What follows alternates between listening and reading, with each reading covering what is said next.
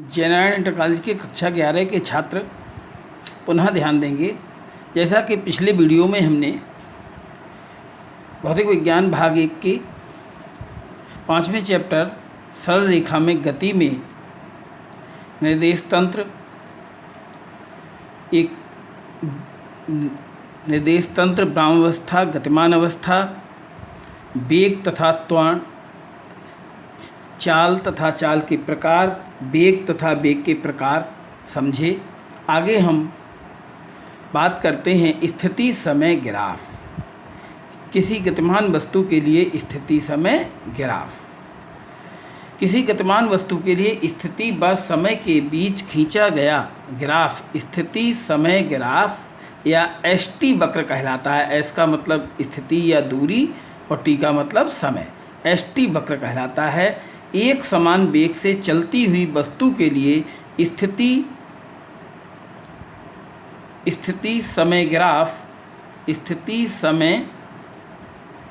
समय ग्राफ निम्न चित्र में प्रदर्शित है।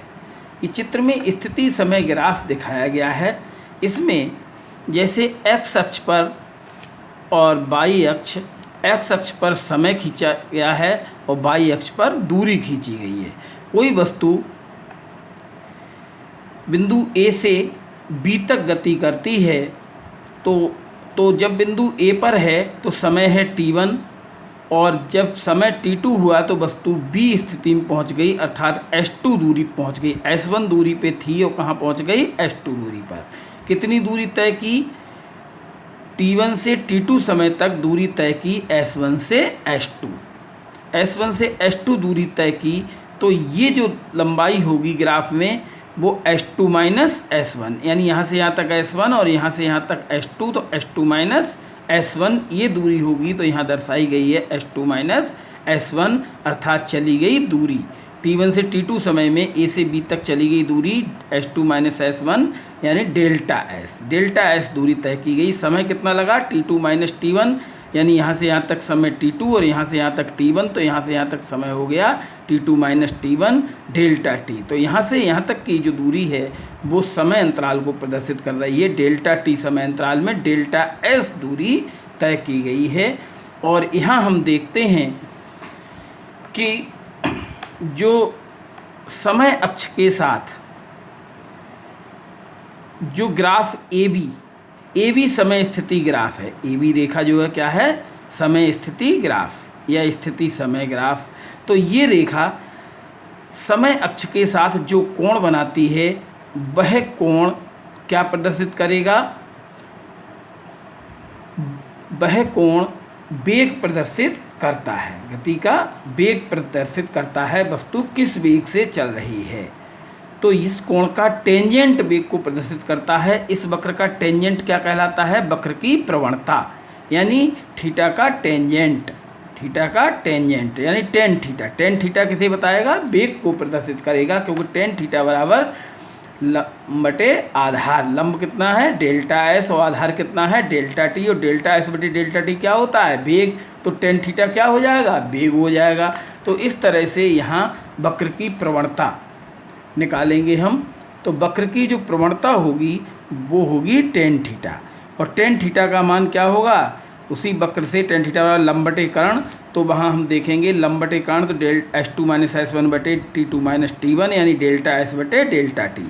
हम जानते हैं वस्तु का वेग v बराबर डेल्टा s बटे डेल्टा t।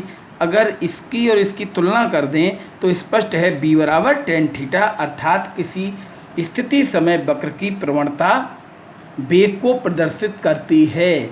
ये बहुत ध्यान रखने की बात है न्यूमेरिकल के लिए। एसटी वक्र की प्रवणता वस्तु का वेग प्रदर्शित करती है। यहाँ पर इसी तरह से विभिन्न प्रकार के स्थिति समय ग्राफ दर्शाए गए हैं। जैसे ये इस तरह की रेखा, जैसा अभी ग्राफ था ए बी, उसी तरह की है। तो इसका मतलब क्या प्रदर्शित हो रहा है? एक समान वेग, क्योंकि इसकी प्रवणता हर स्थान पर कोण उतना ही होगा। तो इसका मतलब प्रवणता समान होगी तो वेग समान होगा, एक समान वेग। इसके बाद ये क्या प्रदर्शित कर रहा है? असमान वेग। क्योंकि असमान वेग, हर बिंदु पर प्रवणता अलग होगी, थीटा अलग होगा, यहाँ थीटा कम होगा, थीटा बढ़ता है तो वेग बढ़ता है, इसका मतलब असमान तथा बढ़ता हुआ वेग। इसी तरह से अगर इस तरह का वक्र है, इस तरह का वक्र है तो असमान व घटता हुआ वेग, असमान है और घटता हुआ वेग है। इसी तरह से वस्तु की ब्राह्मावस्था, यहाँ से यहाँ तक वस्तु पहुँचेगी तो हम देख रहे हैं समय तो बदल रहा है, स्थिति नहीं बदल रही। इसका मतलब समय के साथ स्थिति नहीं बदलती, तो वस्तु ब्राह्मावस्था में है। तो इस प्रकार का ग्राफ क्या प्रदर्शित करता है, वस्तु ब्राह्मावस्था में है। वैसे भी समय अक्ष के साथ इसकी प्रवणता जो है tan 0 होगी, और tan 0 का मान क्या होता है, 0 होता है। इसलिए जो है प्रवणता क्या हो जाएगी, 0 हो जाएगी। इसी तरह से एक ग्राफ ये और दिया है, इस तरह का अगर रेखा है तो इसका मतलब समय नहीं बढ़ रहा, स्थिति बदल रही है, और ऐसा संभव नहीं है क्योंकि समय तो रुकता ही नहीं है, समय तो बढ़ता है, लेकिन इसमें समय बढ़ता हुआ नहीं दिखाई दे रहा है। इसका मतलब ये असंभव स्थिति है, स्थिति समय ग्राफ में ये स्थिति प्राप्त नहीं हो सकती। इसके बाद अब बात कर देते हैं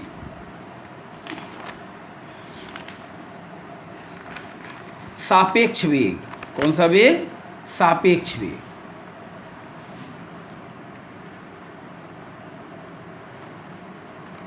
सापेक्ष वेग किसी एक वस्तु का दूसरी वस्तु के सापेक्ष वेग पहली वस्तु की दूसरी वस्तु के सापेक्ष स्थिति परिवर्तन की समय दर के बराबर होता है।